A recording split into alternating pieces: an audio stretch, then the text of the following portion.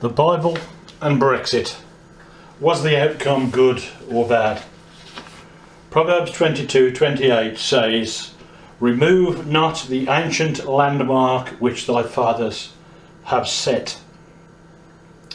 I believe the vote to leave the European Union is not only fully supported but mandated by the Word of God. If so, and I'm sure it is, then God showed mercy to the nation on the 23rd of June 2016 when the majority voted to leave the European Union. The words of one of Gadsby's hymns well describe our current national situation. Here's what Gadsby writes in his hymn.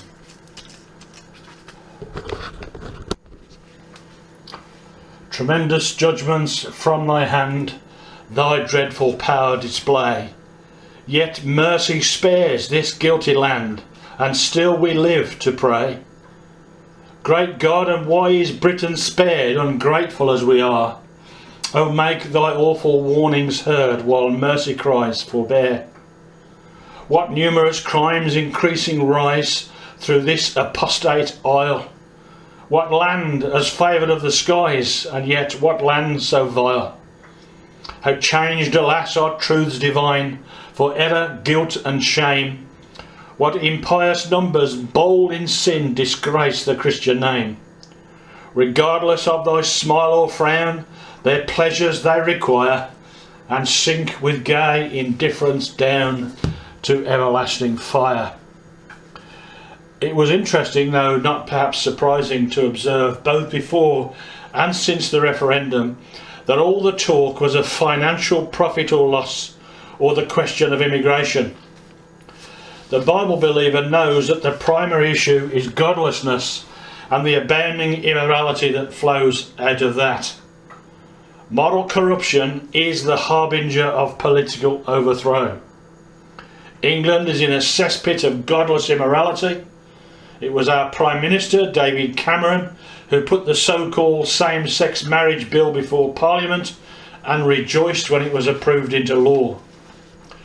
Sodomy is unnatural and depraved, one of the most base and self-degrading acts a man may perform. But the leader of our government makes it legal and rejoices in it, along with many other MPs who not only rejoice in the law but practice those very things, and in the House of Lords. Much time might be spent here discussing the great evils in the United Kingdom, such as an abortion on an industrial scale since 1967, fornication and sodomy and gender confusion taught us healthy in the nation's schools, paedophilia in high places, perhaps most particularly in Scotland, lying by political leaders, the list is long. The Leave vote, therefore, on June the 23rd looks like the mercy of God to me, but I still have to establish from the scriptures why I view it so. The European Union is but part of a much bigger plan. The big plan is world government. A single government authority, unelected and unremovable, that recognises no nations and will ultimately demand allegiance by constraint, bloody or otherwise. Let me just repeat that. The EU is but part of a much bigger plan. The big plan is world government. A single government authority, unelected and unremovable, that recognises no nations and will ultimately demand allegiance by constraint, bloody or otherwise. Now, this world government appears, of course, in the Word of God in the book of the Revelation, in chapter 13, where John writes in verse 1, "I saw a beast rise up out of the sea." The study of the books of Daniel and Revelation together revealed that this beast is a melding of regions of the earth into a world government. And the European Union, I believe, is just one step towards this. One of the chief agencies for the establishment of this world government is the United Nations. The very name is itself an insult and a defiance to the Word of God. We read in Genesis 11 of the attempt to build the Tower of Babel. It's in Genesis 11. I'll just read a few verses from verse 6. concerning the building of this Tower of Babel. Genesis 11, verse 6, and the Lord said, behold, the people is one, and they have all one language, and this they begin to do. And now nothing will be restrained from them which they have imagined to do. Go to, let us go down, and there confound their language, that they may not understand one another's speech. So the Lord scattered them abroad from thence upon the face of all the earth, and they left off to build the city. Therefore is the name of it called Babel, because the Lord did there confound the language of all the earth, and from thence did the Lord scatter them abroad upon all the face of the earth. God divided the nations then at Babel and confused their tongues in order to scatter them.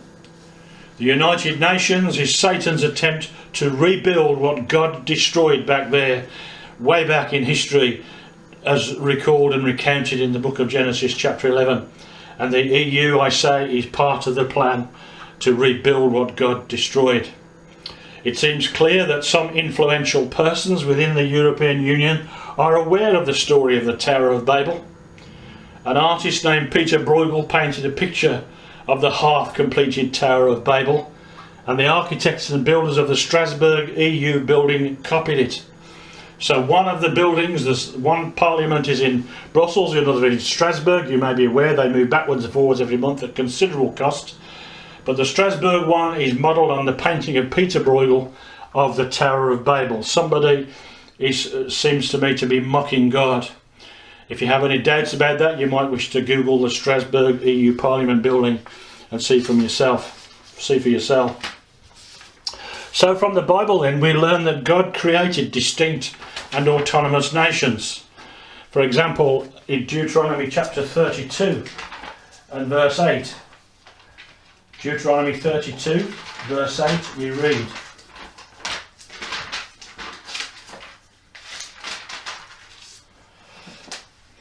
when the Most High divided to the nations their inheritance, when he separated the sons of Adam, he set the bounds of the people according to the number of the children of Israel.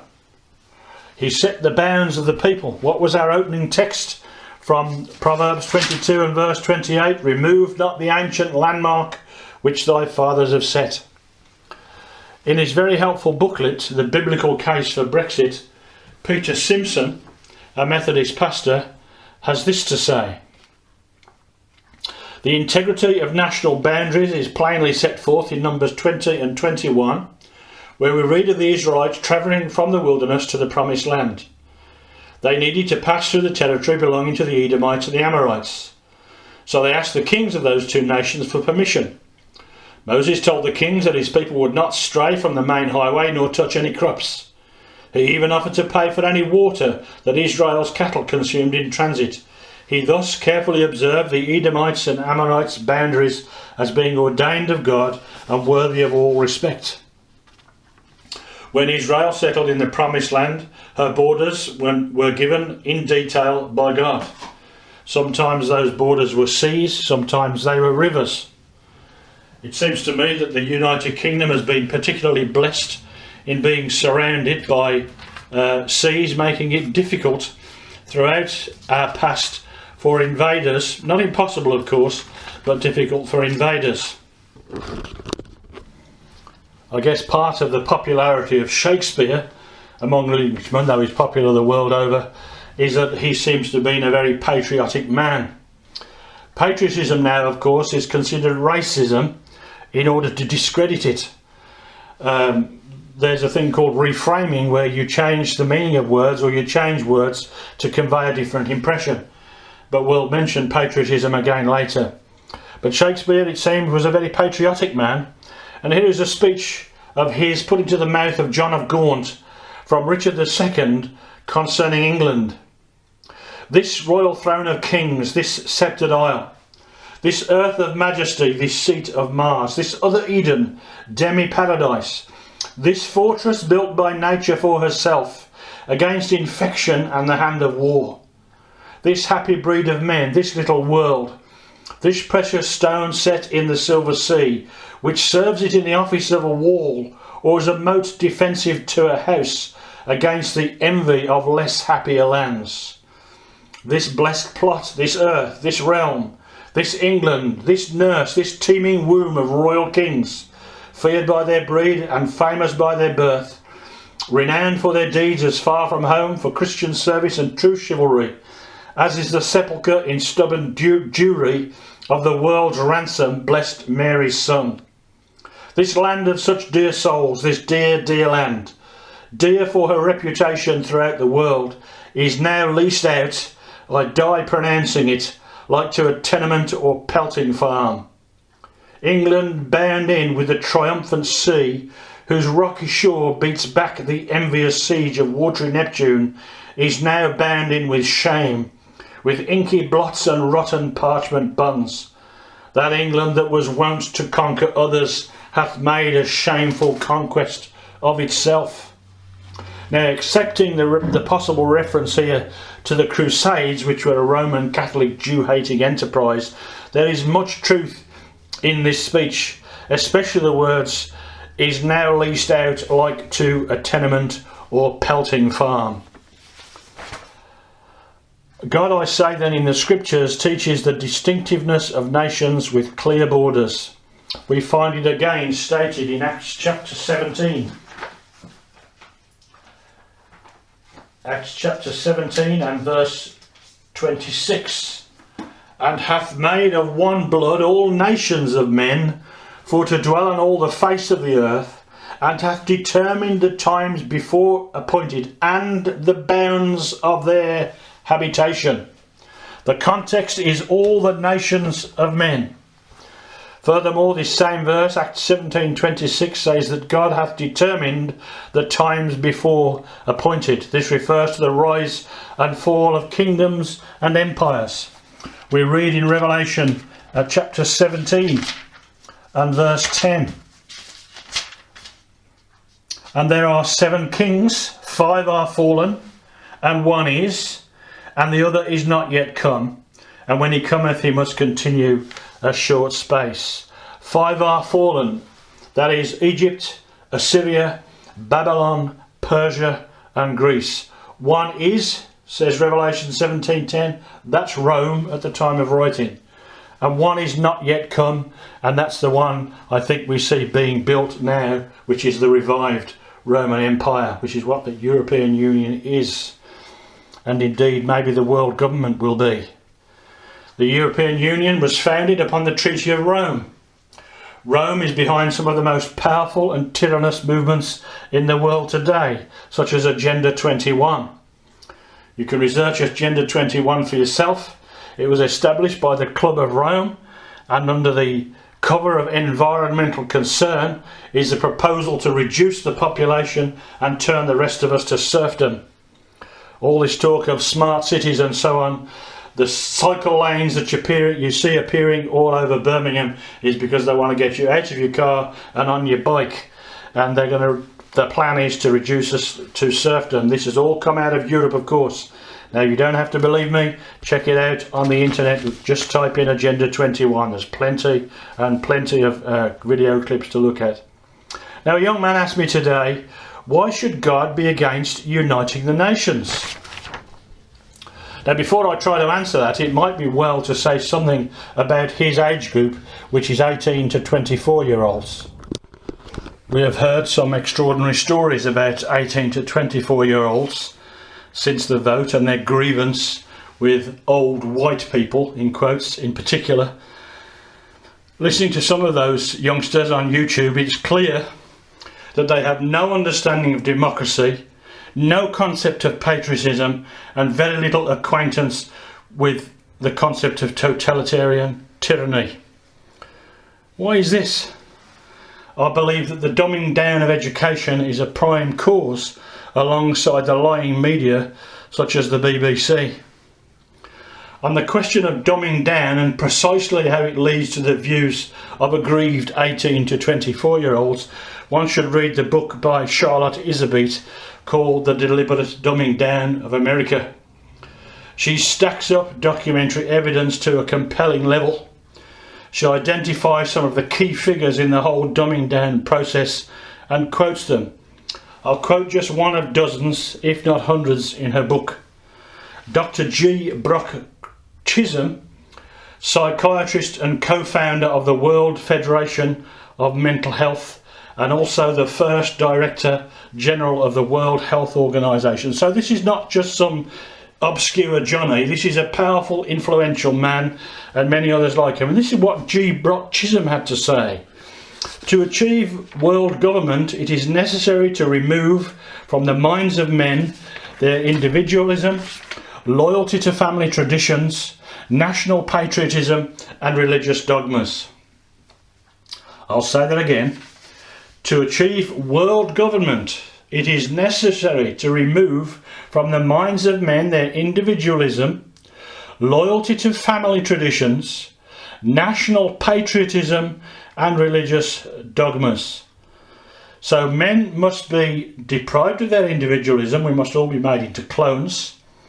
They are to have loyalty to family traditions moved, and no doubt this is where despising older people comes in. National patriotism, and above all things, no doubt, religious dogmas. In other words, throw out the Bible. This you must do if you want a world government. One of the themes of the dumbing down educators that runs throughout Isabeat's book is to educate children away from their parents. Thus it is those despicable, quote, old white people, they say, who voted us out. There is a move in Scotland, which some are unaware of, called the Named Person Scheme.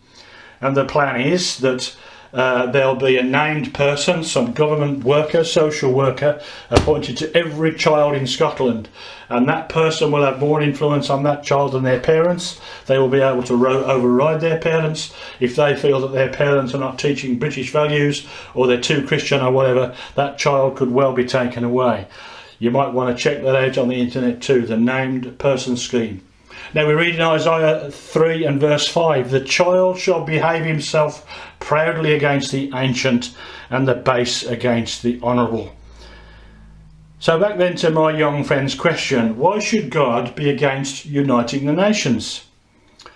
First of all, it's sufficient for a Bible believer that this is so, whether God explains himself or not.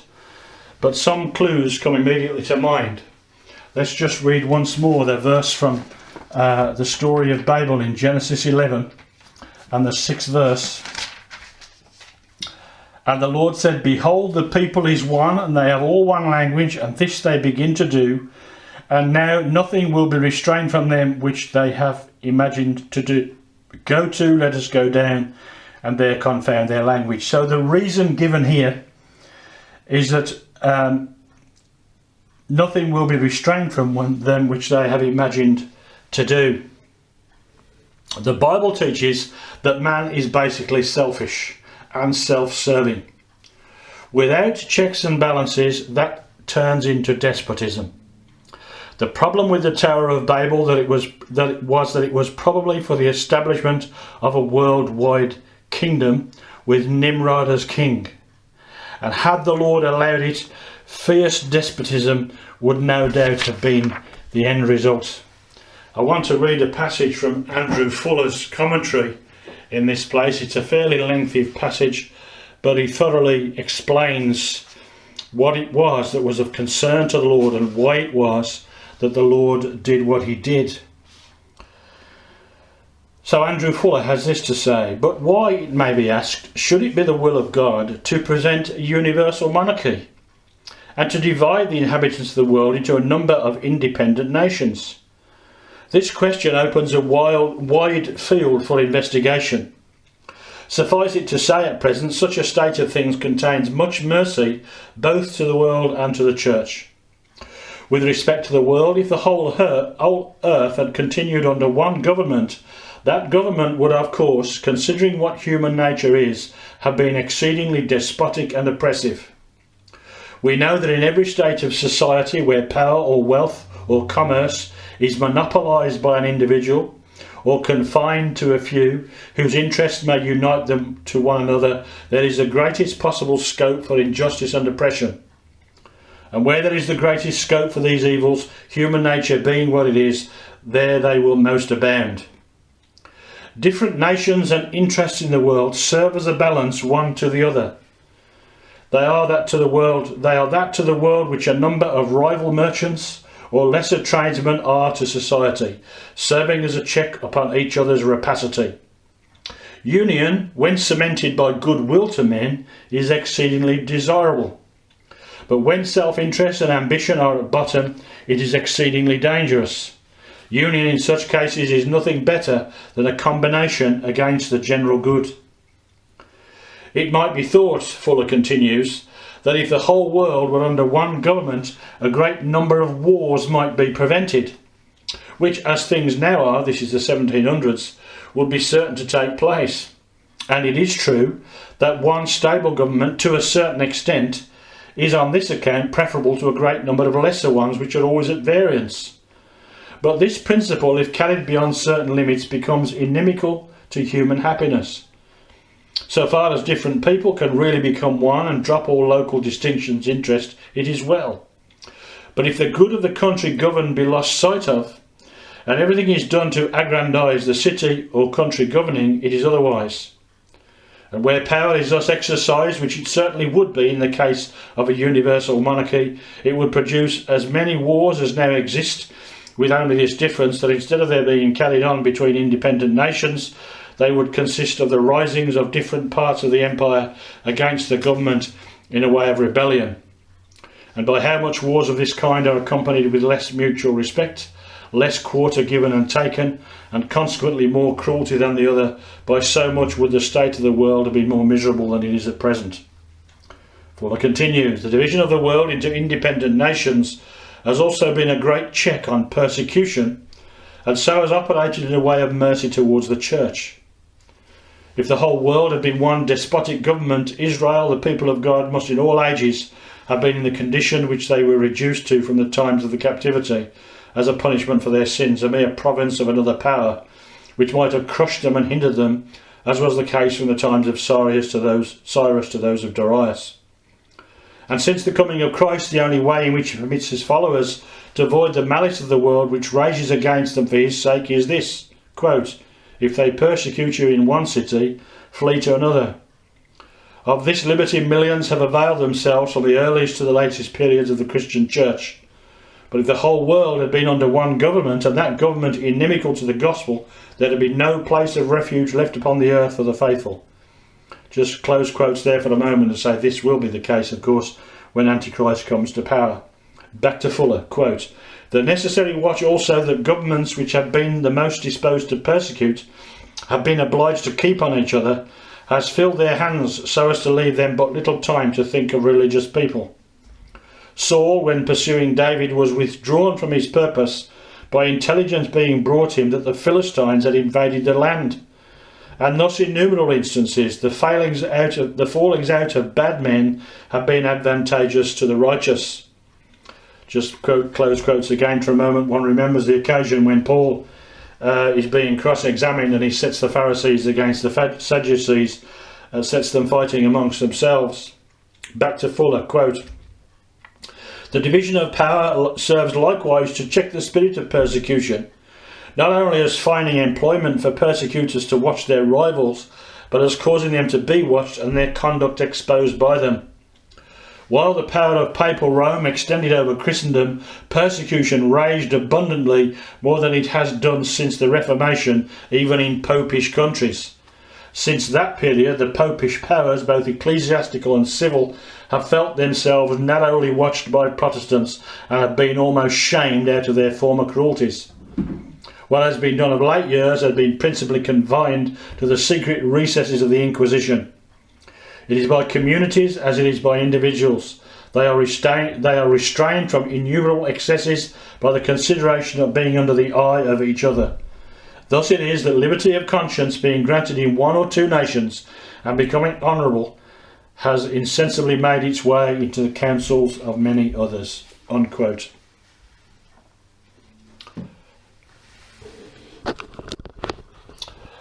And so it was for such reasons as those outlined here by Fuller that Magna Carta was drawn up. It was to give redress against repressive monarchy or government. The US Constitution, which is now so despised by many of the recent presidents, they swear an oath over it, and then as soon as they get into office they do everything they can to overthrow it in every respect. Just for example, I'm not a great expert on the US Constitution, but it does give the Americans a right to bear arms.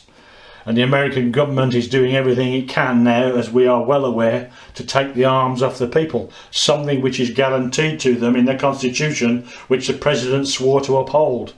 We have liars here, and just as they have liars over in America, or rather the other way around. So with a one world government there can be no redress of grievance. In the famous words of Lord Acton, power tends to corrupt, and absolute power corrupts absolutely. That absolute power will soon be in the hands of the Antichrist, and the bloodshed and tyranny on earth soon will have no parallel in history. It is naive and ignorant of human nature to suppose that a one world government or a new world order is good for mankind. The EU is part of that plan. We were right to leave. Only God knows, however, what lies will be told to get us back in. There are already talks of another referendum. We can only look to God that in his goodness, if it was his mercy extended to us a week or two ago on the referendum, then in his goodness he will keep us out. But sooner or later this one world government is going to come. We find it in the book of the Revelation, and there will be tyranny. It is astonishing to me that these young people, these 18 to 24 year olds, only 36% of whom by the way voted, should be so crassly ignorant of democracy, who should be so crassly ignorant of the kind of powers that they have in Europe. And I just thank God that we were taken out, because had the vote been to remain, we would have seen more tyranny than we've seen for a long time, and we may see it yet. So that's what I think. That's why I voted to leave, and that's why I think the leave was a good thing to do. Amen.